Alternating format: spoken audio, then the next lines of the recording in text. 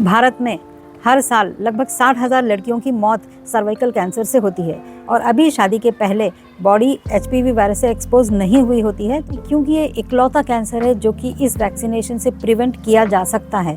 2024 के interim budget में HPV vaccination को बहुत ज़्यादा बढ़ावा दिया है।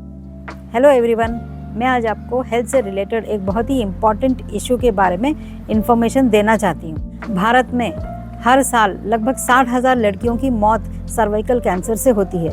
इसके अलावा महाराष्ट्र अकेले में ही पिछले 6 सालों में 4,000 लोगों की मौतें हुई हैं।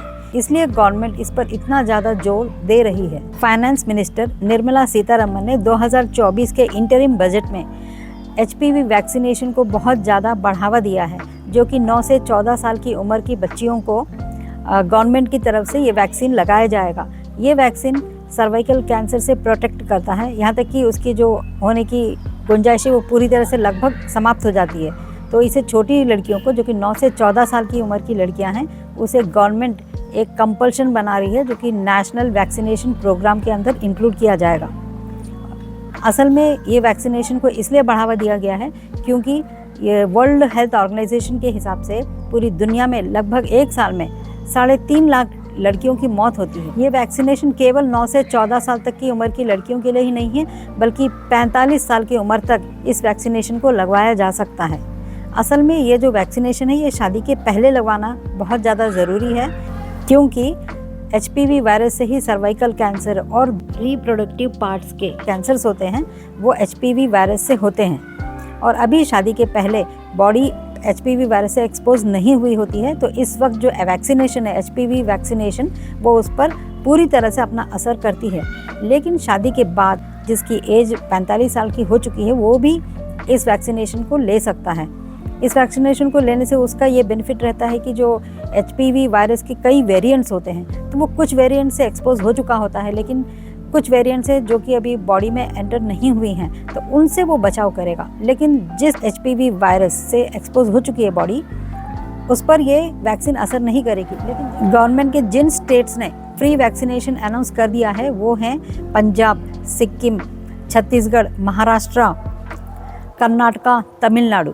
लेकिन अभी ये 3 साल के अंदर पूरे देश भर में फ्री वैक्सीनेशन शुरू हो जाएगा लड़कियों के लिए। तो यह जो वैक्सीनेशन है फ्री तो गवर्नमेंट करेगी, लेकिन यदि हम इस वक्त खुद ही लगाना चाहते हैं तो इसे खुद भी लगवाया जा सकता है। इस वैक्सीन का नाम होता है गार्डेसिल। एक होता है गार्डेसिल और दूसरा होता है गार्डेसिल 9।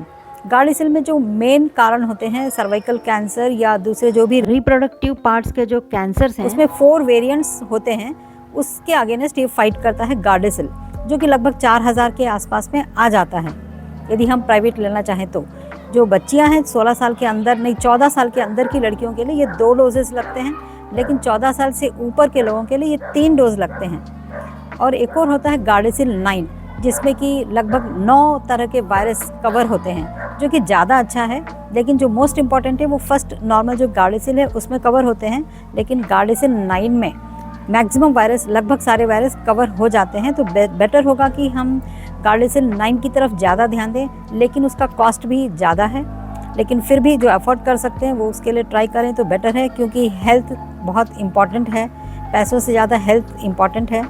और इसका जो कॉस्ट है वो लगभग 10,000 या 10,15,000 से लेकर 11,000 के बीच में आ जाता है। वैसे हम ट्राई करें तो ये 10,000 के आसपास में मिल जाता है। तो इस वैक्सीन के भी 3 डोजेज़ लगते हैं। एक पहला लगेगा 1-2 महीने के आसपास लगेगा, और 2 महीने के बाद फिर ये टोटल जो है 6 महीने के रेंज में पूरे 3 डोज लग जाते हैं। और हर डोज का कॉस्ट इतना ही रहेगा, 10-10 हज़ार। और जो गार्डेसिल है वो है 4,000 के आसपास। और ये पूरा जो गवर्नमेंट कर रही है वो शायद गार्डेसिल का रहेगा, और वो फ्री ऑफ कॉस्ट रहेगा, जो कि मैक्सिमम वेरिएंट्स को कवर करेगा। आप जो भी अफोर्ड कर सकते हैं, यदि आप गार्डेसिल अफोर्ड कर सकते हैं, जो कि 3,500-4 हज़ार के बीच में होता है, उसे आप लगवा सकते हैं, क्योंकि ये इकलौता कैंसर है जो कि इस वैक्सीनेशन से प्रिवेंट किया जा सकता है।